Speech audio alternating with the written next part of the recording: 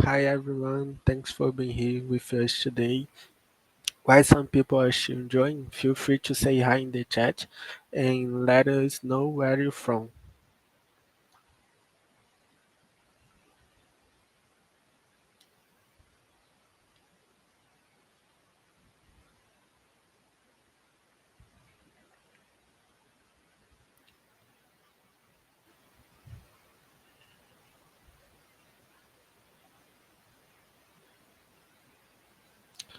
So let's start.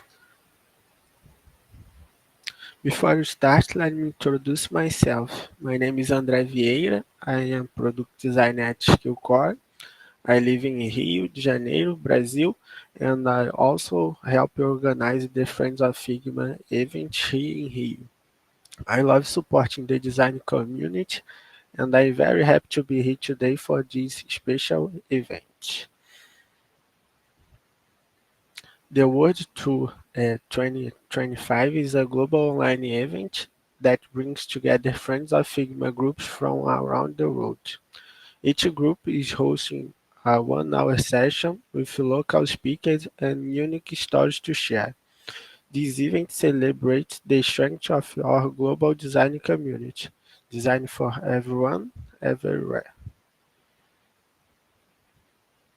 Now, I am very pleased to introduce our speaker, Antonio Braz. He's an experienced design leader who truly enjoys working with people and helping others grow. Today, he will be talking about designing for play, what games taught me about being a better designer. Let's enjoy the talk. Afterwards, we will have time for questions. Thank you so much, Andre. Hello, everyone. My name is Antonio Braz. I lead. Um, I'm a lead experience designer at Zynga. I'm so excited to be here today at Friends of Figma World Tour, representing the Friends of Figma Rio de Janeiro. So, when I was a kid, I loved video games. I still remember the time that I got my first Atari for Christmas. Back then, the internet didn't even exist, let alone a career called UX design. I didn't know how to draw. I had no technical skills. I just want to move the little pixel across the screen and feel like a hero. Fast forward to today, I lead UX UI for games played by millions. What made that journey possible wasn't a perfect portfolio or mastering every tool. It was a change in how I think. Because designing for games demands something different, not just a new process. That's a new mindset. And today, I want to share with you exactly that, a mindset shift, one that changed my designing career forever. It started when I moved from designing apps to designing games. This talk today isn't about tools, it's something deeper than that. It's how the way I think shape how people feel. So let's start with how most of us learn UX through apps. Apps are built to help user complete tasks. Can be book a flight, check a message, order a coffee. Success means I got it, I did it, and you leave. It's all about removing friction, reducing steps, being invisible. We are taught that the best design is the one that disappears. And there is truth in that, especially in complex systems or high frequency tasks. This mindset teaches me valuable things like information hierarchy, accessibility, consistency, and conversion.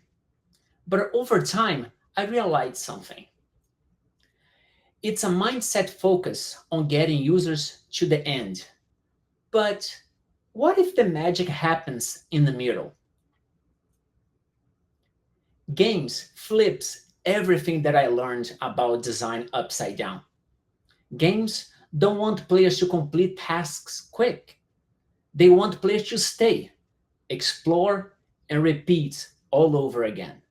And they do it by creating friction on purpose, delaying gratification, building surprise and tension. In app, like any apps, confusion can be a failure. In game, mystery is design. If you try to bring this mindset, for example, for like a banking app, it will be chaos. But in game, that's the magic. That's when it clicked for me. Designing for games isn't about function, it's about feeling. It's not, did the user do it? Or how did they, like, it's more like how the play feel when they're doing it. So there are three important mindset shifts for me. Shift number one: in apps, we obsess over flows. How do we get from point A to point B as fast and friction free as possible? But in games, we ask different questions. What's the emotional journey? Like, how should the player feel in each step of the way? Is it exciting? Is it surprising? Is it satisfying? As designers, we become a choreographer of emotions. It's no longer just about interaction, it's about the impact of those interactions. I'll give a quick example. I remember one time tweaking a reward screen, not changing the functionality itself, but just like the timing, the sound, and the pause before the confetti. It went from functional to unforgettable. The players felt seen, celebrated, rewarded. That's the power of designing for feelings. Shift to number two, from speed to pacing. Apps normally celebrate speed, but the game master something more powerful: pacing. Pacing is about controlling time and emotion. Slow down, cut down, three, two, one, get ready for it. Like speed for emergency, pause for impact, confetti, and the end. It started asking, should the moment be fast or should it take the time and breathe? One of the best piece of feedback I ever got in my career was, the flow works, but doesn't feel good yet. That taught me something. Good UX isn't just fast. Good UX knows when to slow down. Shift number three, from solving problem to creating play. Apps are about solving problems, but game is about creating meaningful ones.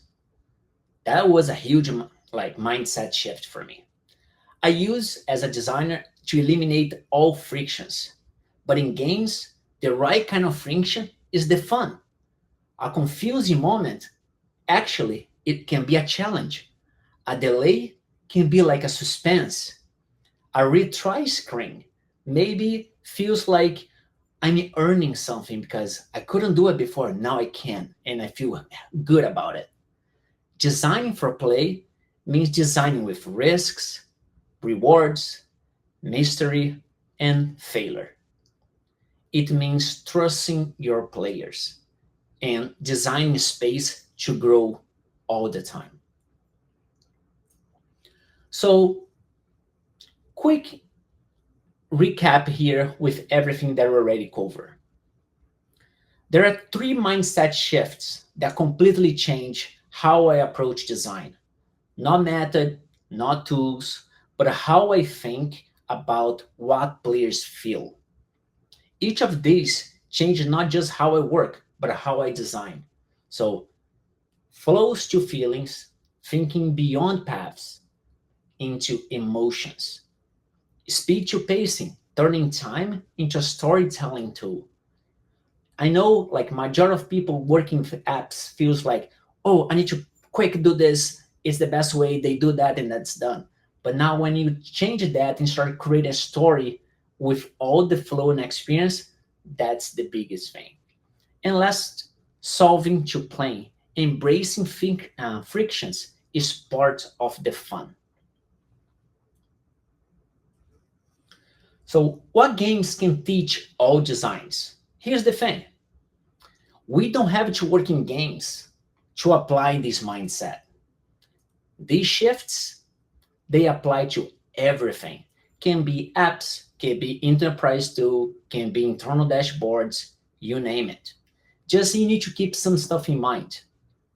You're designing for humans, and humans don't just remember step one, two, and three. They remember feelings. That's why game thinking matters. It's not about fun versus function. It's about emotion, rhythm, challenge, impact. And that's what makes this mindset so powerful and so transferable. You can use anywhere. So, designing for emotions, feelings, it's more important than features. Friction that drives growth. Introduce purpose challenge, like make them feel confusion's fine. Don't worry about it. Just make them understand. Design with tempo, embrace rhythm and pace. And of course, make it memorable, thinking moments, not just metrics. I start this journey drawing literally menus on a paper, not knowing where it would lead. And today, I lead the UX UI for one of the biggest mobile game company in the world. And I didn't get here because I had perfect skills or perfect timing. I got here because I always stay curious and let games reshape how I see design. So, if you're starting now or you're already a senior, look to reconnect or with everything that brought you here, here's my invitation to all of you. Don't just design features, design feelings. Don't just remove frictions, create meaning. Don't just guide users, invite players. And if for some reason you ever feel stuck, play a game. And I'm pretty sure you remember how made you feel. And that's the most important thing. Thank you so much for your time today. If you like to connect and continue the conversation with me, I'm on Instagram or LinkedIn and Antonio A. Braz, but also I do free mentorship. So if you want to have a chat one-on-one with me, you can book on my Instagram. Thank you so much.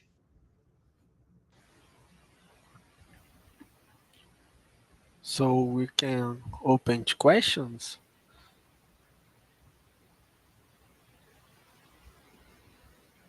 Anybody have a question? Andrea, I think you need to get the QA section Yeah, open. I think it is.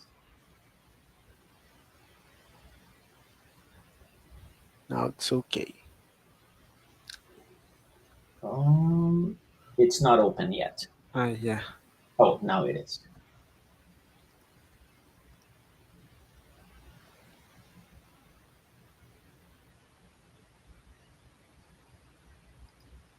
now you can make a questions here. Perfect. First question here is from Anna. Do you have examples of design product that were improved through gamifications? Yes. So I like right now I work in a game industry, so everything is a gameplay, right? But in my past, like I already work in so many apps, and web and branding, all different kind of the design. And when I was working, for example, in the marketing specific, I implement a lot of things for gamification because again, you can do something without it, but bringing more meaningful things. When you, for example, finish a task, right, and you just like, for example, order a coffee, right, you can just order a coffee, okay, you pay, done, you wait for your coffee. But when you get like you bring the confetti in the end or do something like you pause, get some celebration that you did the task and get extra points, maybe the next time like X amount of coffees you can get a free coffee. This kind of situation is keep the players like the people engaged, right? And they remember like how many banking apps you already use, right? But if you do something that normally is different from the other ones, the competitors, and you play around, like that can be more like emotional, and people remember that instead of being just the basic as other people normally do. Mike Primo, today, what's your favorite game that you enjoy UX? That's a great question. I even created like a reel about this. If you want to learn about UX, I always say don't go to read books, play a few games. And one of them is Stardew Valley. Like that game master UX, in my opinion. Like they some people, if you like rushing, can do a lot of things at the same time, you can. If you want to know, I want to relax, I want to like create my farm slowly, you can do that as well. So they understand and they adjust the gameplay according to your style, and this is like really nice to see. Instead of being just like everyone playing the same way, they let the player shape exactly how that experience will be. So um, if I can't say one specific, that would be my answer. Um, Mirna, usually gamified experience examples are interaction animations heavy applications. Is there a less effort path to build this kind of feeling in the details? Always. Again, I think like we don't need to be like heavy interactions. Interaction in general, it's important and have to have there, right? But I feel like you can do this in a cheap way without being like so expensive in general. Animation, I'm not saying it to be like specific or unique animation in every step of the way. You can create almost like a template, like, okay, you have like some sparkles happening here in this moment that they feel like special and earned. But like, don't feel like, again, the idea here is not for you to bring and get these all make the product heavy in a way, right, with so many things and they lose even the hierarchy. It's important to have a balance so you can understand exactly how it looks, how it feels, right, and go slowly on that. That makes sense. Violeta, in games, sorry if I'm pronouncing your name wrong. um, In games, failure is part of learning. I wonder how can we ethically incorporate safe failure into app design without frustrating players? That's a great question.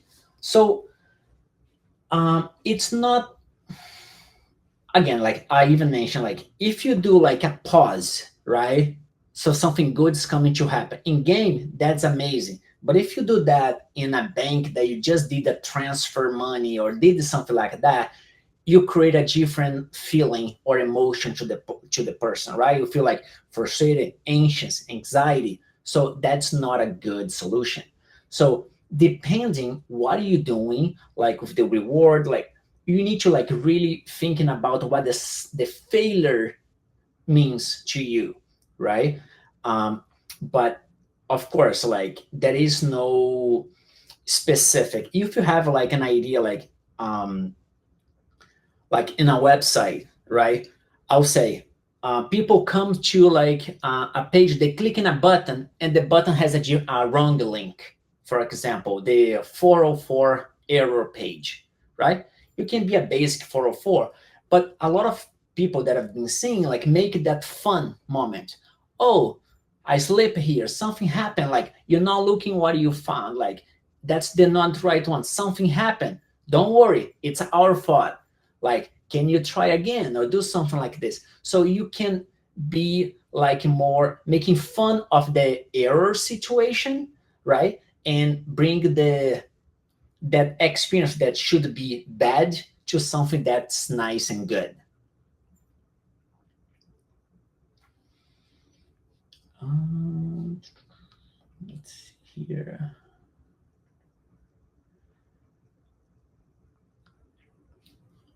Do you ever bring elements from games like reward levels or challenge into the way you organize and plan your design process? Yes. So All my process, since the beginning, I try to understand that steps. I create different steps in my process.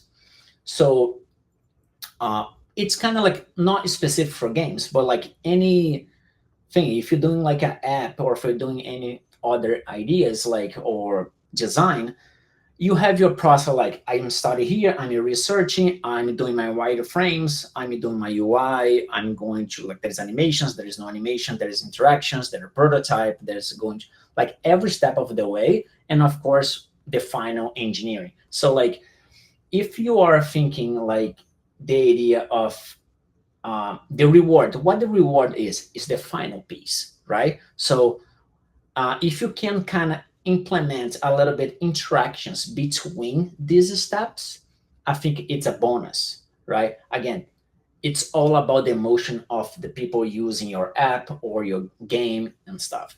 Like we can do something really quick and easy, but it's like if I ask you like, "Oh, what was the best app that you ever used?" Sometimes I'm pretty sure the answer will be something that remind you for some reason. Maybe it's nostalgic. Maybe it's something that make you feel different. Is otherwise you'll be like, "Oh, I don't know. I don't have an answer for that." Right? So bringing that emotion to play in every step of your process or designing process, it's a big thing.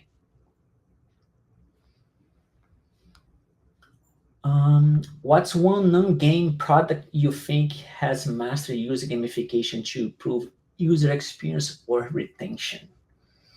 What specific elements stood out to you as especially effective? Hmm. Um, one. Let's see. I need to think about this one specific. It's a great question, but like a lot of things use gamification and we don't know about it, right? Because it's not like even this thing is a simple confetti can be a gamification, right? On a screen.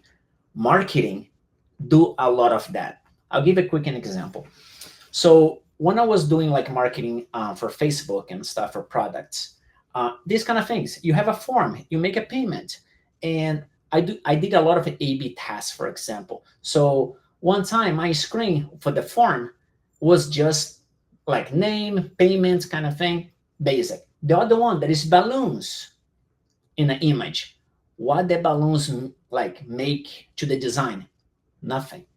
But in an A/B test that I did, that balloon idea friendly environment increased X amount of percentage of like the retention. So it's like we don't need to have a specific gamification. Hey, do this, you get points, and go back and do it again. That is everything you can use and think in that mindset. Maybe you're adding something extra on this step or doing like a balloon or anything can be seen as a gamification, but like invisible in a way. Make sense? Um, Another question. What do you think could be ways on how can we apply game mechanics like progress bar, challenges, and rewards to increase user engagement and enhance user experience without compromise usability? Um, that's kind of like the same idea here. And thinking about this, I remind another one for the gamification for the question previously. Um, Starbucks app. Okay, I'm a Starbucks fan, and what they do, I just ordered a coffee. That's it. But they have, hey, give me challenges. Which one I want to do? If I order 3 coffees, I'll get extra stars for a free coffee in the future, right? So I have a challenge to complete. I have a progression bar. I have a reward in the end. So like invisibly, they ask me to spend more money to complete these tasks, so I'll be rewarded for another coffee. So for me to get a free coffee, I need to spend more. You know what I mean? So like I feel like oh sometimes like oh visit these buy every day during 3 days to get a free coffee and like to get a points enough for a free coffee. And sometimes I just order normal twice. And the other day was in a weekend.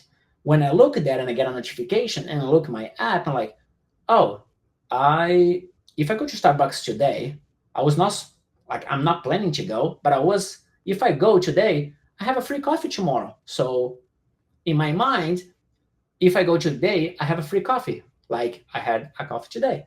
But if I don't go, the challenge expire and I won't have a free coffee. So this kind of situation is totally gamification. It's pushing me to do something that normally maybe I wouldn't do it, and to still get something in the end as a reward, right? So you spend more. That's the goal for the company, the designer creating that. And for me, it was a good thing as a customer. I want a free coffee, and okay, I'll go there.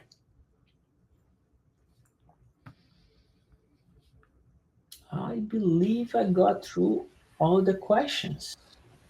Anybody have a question?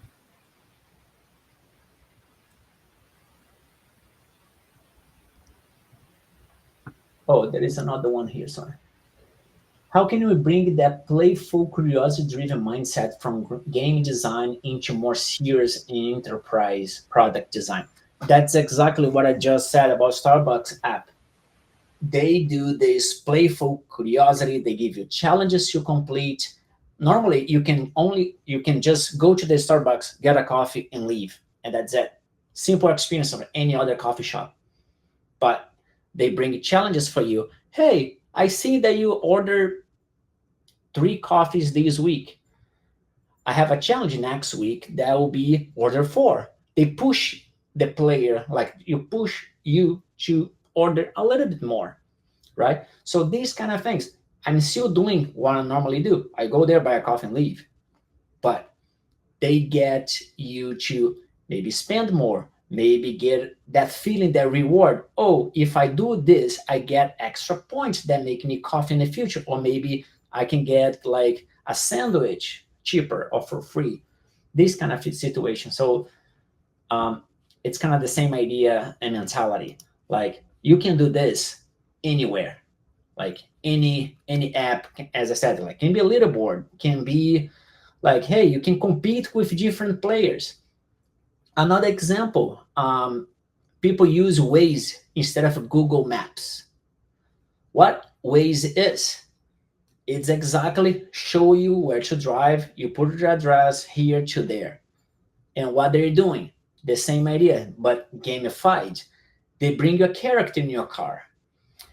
If you report there is like an accident, that is a traffic, it's heavy traffic, like any issues on a road, give you points to help other people, right? In the end, that points don't change much. But also you can also maybe get like a different avatar for your car. This kind of situation. Again, is the basic Google Maps, but they make you to have fun when you're doing something that normally like more serious environment.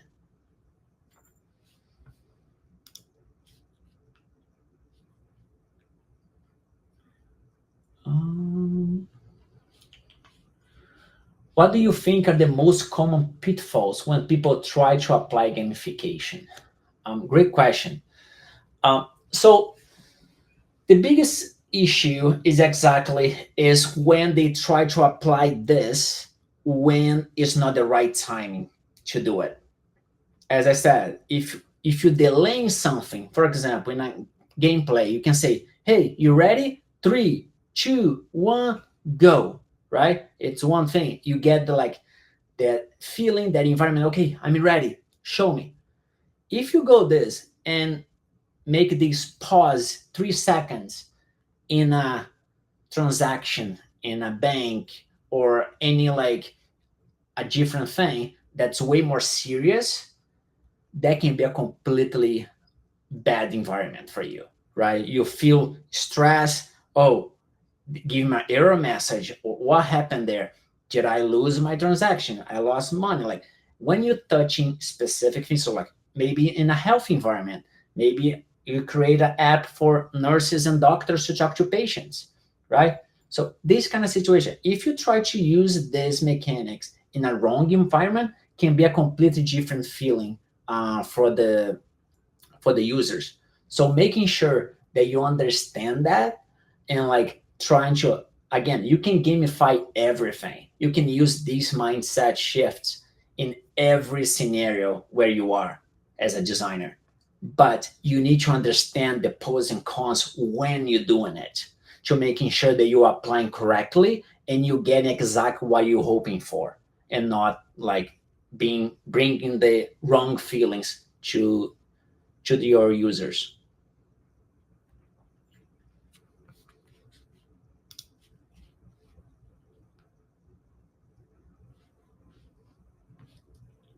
So the people saying like different between Waze and Google Maps because Waze community based, Google is not. Yeah, but again, they bring a gamification to it. They make you feel part of something, right? You don't need like I use Waze everywhere I go, right? Why? Because I feel something good. It's like Google, you don't help. But again, they don't have no gamification to it. Now I feel part of something. Oh, the traffic is bad. I want to let people know that here it's like 10 minutes delay because if people were trying to go to the same place as me, they will see, oh, and maybe I need to leave early because there is a big traffic. And that's the thing. You gamify something that normally people don't, right? And that's the difference.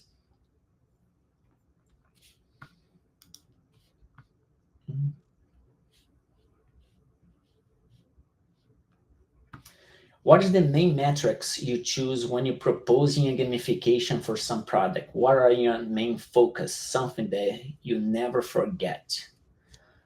When I'm proposing this, again, is as a business, you always have a goal, right? For example, like coffee. Your goal is to sell coffee.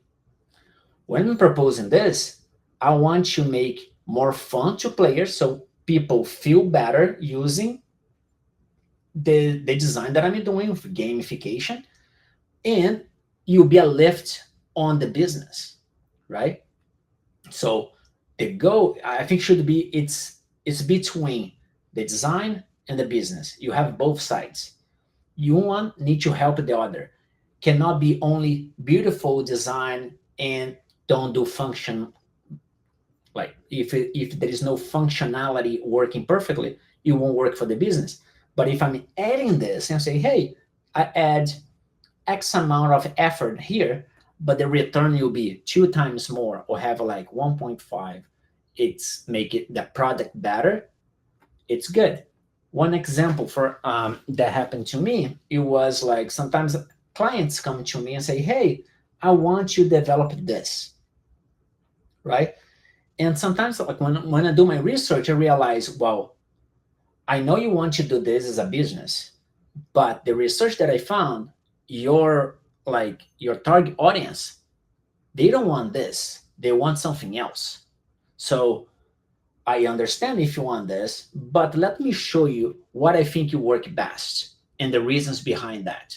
So if when I focus to that area, because the focus is not me, the focus is the users that are facing or they'll be using the app.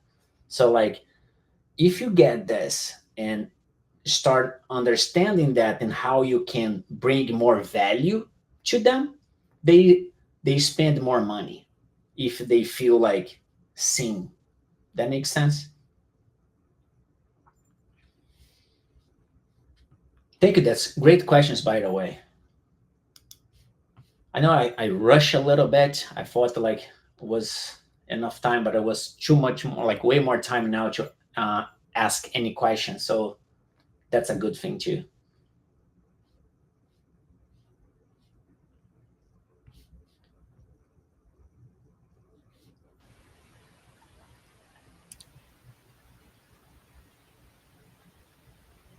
All right.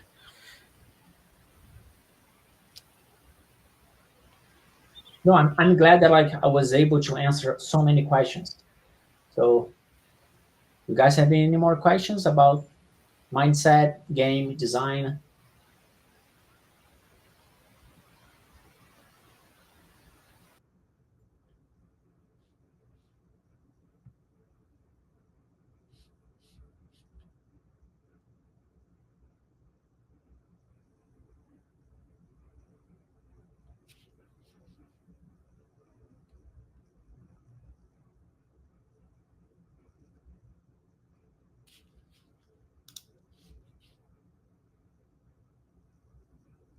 Oh, someone says said it was late for the presentation. It's recorded, so I'm pretty sure like people will be delivering the record so you can watch later.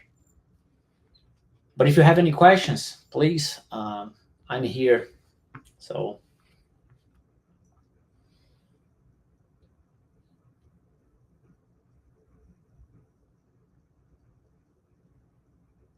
and you see a lot of people from different places too: U.S., London, Pakistan, Mexico, São Paulo, Colombia. Awesome. That's pretty awesome.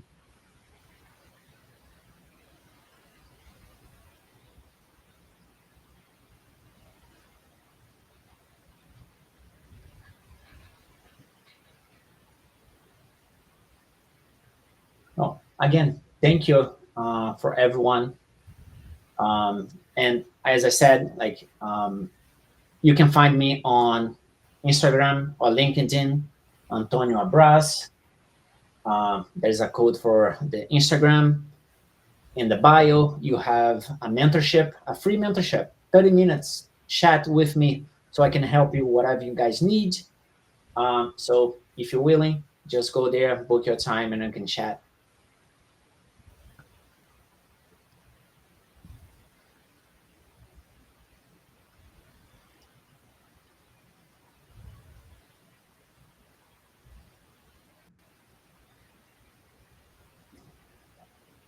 As a UX beginner who loves playing games, what tools or software should I start learning or focus on if I want to pursue a career in game design? Great question. So, of course, like Figma, it's the one that I use and my team use daily. Okay, so for sure, that's really important for you to use and to create your screens and layout. Um, but again, software in general for me, it's is an easy thing to learn. You can there's so many in the market, and you can choose any you feel more comfortable with. Okay, for me, it's exactly more like how you think, like mindset shift, and that's why like this presentation was about. It's because it's way more important how you think than like which software you're using. So you're starting, be curious, right? Play some games, see why you like the game, how would that game make you feel, what you didn't like. If you could change, you don't have a portfolio yet, what I would suggest, well, you have like you play a game, what like do you think you can make like something better in that game, what you didn't like, what would you do to improve that game, create those, share like your process thinking, how you get it like that to what you want, like, oh, I believe this will be better because this and that, right? Doing that you feel way more comfortable with. So I think you getting like understanding how the game work, how you explain, like an example, a lot of games when you start has a tutorial, right? How you feel tutorial, which tutorial will be best, one that like open a screen like and show all the things they need to do, oh, to jump is X, to like punch is square, everything in one screen and you close and after you start playing, or the one that you just like start playing it and when you need to jump shows on the screen, to jump press X, when an enemy comes and like, oh, press square to punch, right? So that like when you bring that information through your gameplay, feel more intuitive for the players. They don't feel like I don't want to read all this to understand. I want to play. I want to experience. And then you make that easier for them. That's the best design.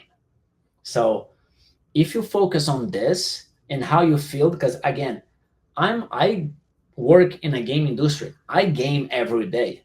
I always say I have two things. One, I game for fun and I game for research. So it's two in one, right? I enjoy my time, my free time doing it, but I also work.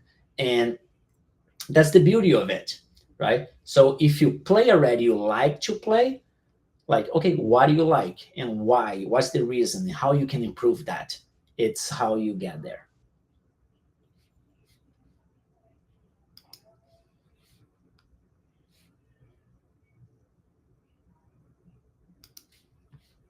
Any more questions? Anybody? The last one.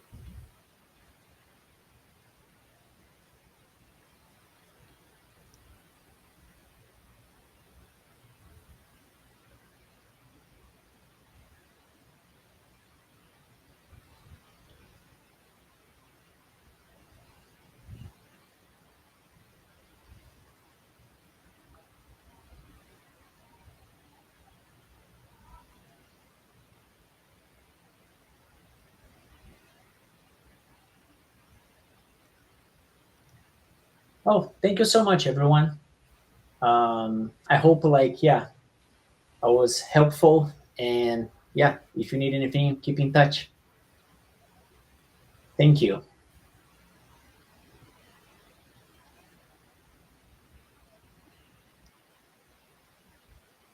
So up next is crafting adaptable color palette from scratch in Figma, hosted by friends of Figma Atlanta. You can scan this QR code to join the next session. We have many other great talks in the next 24 hours. And if you miss one, no problem. All sessions will be recorded and shared on YouTube soon. You will also find the links on our website and social media. We want to hear what you think. This event is made for you, and your opinions help us improve. Please scan the QR code and send us your feedback. Help us make next week event better.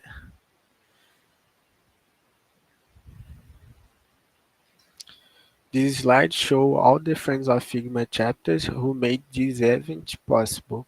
It's amazing to see people from around the world working together. Thank you for being part of this.